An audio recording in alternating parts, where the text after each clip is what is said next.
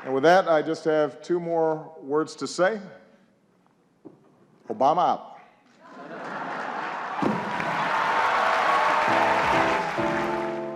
Ketika mendengar kata pemimpin, gambaran tentang orang yang pandai berbicara dan percaya diri di depan banyak orang seringkali keluar dalam benak kita. Selaras dengan kepribadian tersebut, cara memimpin juga identik dengan mempresentasikan ide dengan brilian, memberikan motivasi pada rekan atau anggota tim, hingga selalu bersosialisasi. Atau dengan kata lain, sosok pemimpin ideal adalah mereka yang diklasifikasikan sebagai ekstrovert. Sejak zaman Dale Carnegie melakukan seminarnya pertama kali, Amerika Serikat telah terobsesi untuk membentuk dan melahirkan pemimpin ideal ini. Pengaruhnya pun meluas dengan cepat dan berdampak ke seluruh dunia, tak terkecuali Indonesia. Sekolah maupun tempat kerja selalu menuntut kita untuk menjadi pribadi yang aktif seperti sering bertanya di kelas atau brainstorming ide ketika bekerja. Di tengah dunia yang terlihat hanya menyediakan tempat untuk ekstrovert ini, pernah nggak lu kepikiran kalau sebenarnya introvert juga bisa menjadi pemimpin yang sama suksesnya atau bahkan lebih dari ekstrovert? Mari kita lihat penjelasan lengkapnya. Pertama-tama, mari kita bahas sedikit soal ekstrovert dan introvert.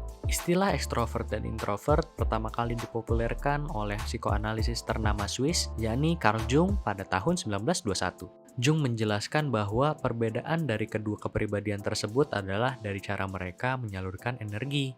Ekstrovert menyalurkan energinya keluar. Contohnya, berada di keramaian dan berinteraksi dengan orang lain. Sedangkan introvert fokus menyalurkan energinya ke dalam, ke aktivitas yang dilakukan sendirian. Lu pasti punya temen yang masuk dalam masing-masing kategori ini. Kalau yang kerjaannya nongkrong mulu nggak pernah di rumah, kemungkinan besar dia ekstrovert. Nah, kalau yang lebih kalem terus suka melamun, kemungkinan besar dia introvert.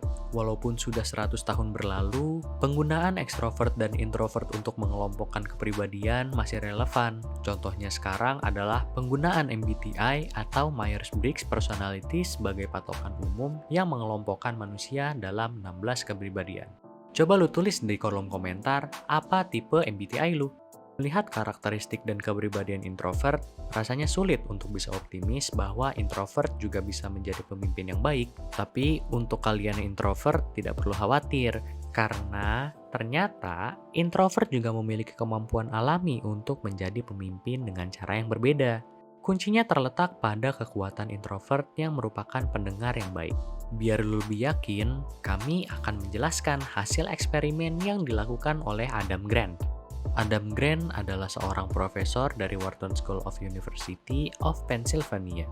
Ia memiliki teori mengenai situasi yang membutuhkan peran leadership atau kepemimpinan dari individu introvert. Pemimpin ekstrovert akan meningkatkan performa grup apabila ia memiliki bawahan yang pasif, sedangkan pemimpin introvert lebih efektif dengan bawahan yang proaktif. Adam Grant menguji konsep ini bersama dengan Profesor Francesca Gino dari Harvard Business School dan Profesor David Hoffman dari Kenan-Flagler Business School University of North Carolina. Mereka melakukan 2 buah penelitian. Pada studi pertama, mereka menemukan bahwa profit mingguan dari toko yang dikelola oleh ekstrovert lebih tinggi 16% dibandingkan dengan toko yang dikelola oleh introvert. Tapi hal ini hanya terjadi ketika pegawainya adalah tipe pasif yang menjalankan tugas sesuai dengan perintah tanpa ada inisiatif. Pada situasi yang sama, pemimpin berkepribadian introvert kurang sukses.